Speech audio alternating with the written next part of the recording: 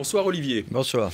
Jean-Marc Ayrault est formel, il l'avait dit, si vous pensez que la compétitivité c'est l'allègement des charges, vous ne connaissez pas le dossier. Et il l'a dit aujourd'hui, et ses propos vous surprennent. Oui, parce que si on était mauvaise langue, on pourrait dire qu'il y a un choc de confrontation au sommet de l'État.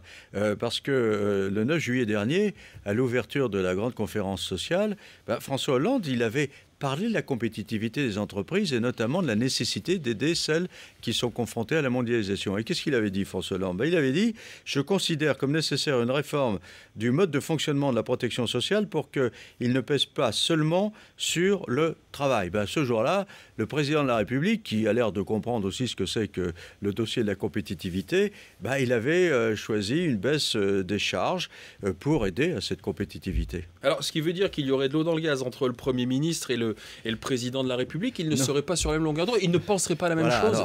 Alors, je vous disais tout à l'heure, si on était mauvaise langue, mais on ne va pas être mauvaise langue, non, je ne crois pas qu'il y ait d'eau dans le gaz entre le président de la République et le Premier ministre, simplement, la présentation des choses est différente suivant les nécessités du moment. Voilà, c'est ça le problème. D'accord, mais là on a entendu et on a lu Laurence Parisot aujourd'hui, il y a la pression du patronat. Laurence Parisot, elle parle d'ouragan, de tempête, et elle veut sa baisse massive des charges.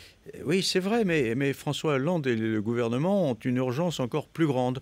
Pour eux, il s'agit de ressouder la majorité. Vous savez, beaucoup de députés n'ont pas digéré le recul rapide du gouvernement devant le mouvement des chefs d'entreprise qui se présentaient comme des pigeons de la fiscalité.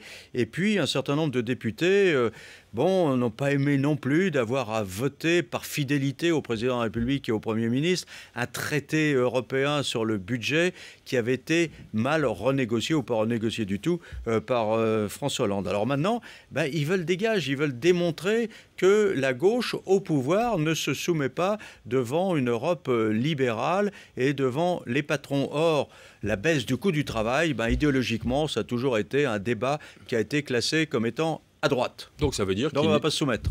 Donc il n'y aura pas de réduction de charges. Oui, alors je crois qu'en fait, il y aura finalement quand même une réduction de charges, parce que même si le coût du travail n'est pas le seul élément qui pèse sur la compétitivité, c'est un de ces éléments, malgré tout. Et puis François Hollande, il ne fait pas mystère du fait qu'il est plutôt favorable à ce choc de compétitivité. Il envisage assez bien pour ça une sorte de cocktail fiscal, un zeste de taxes écologiques avec une bonne dose de CSG.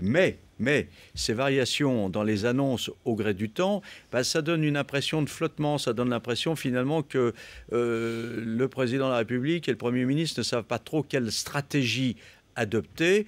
Ça pèse sur leur autorité, ça pèse sur leurs relations avec les entreprises, et comme il y a déjà la crise économique, on n'avait pas besoin de ça.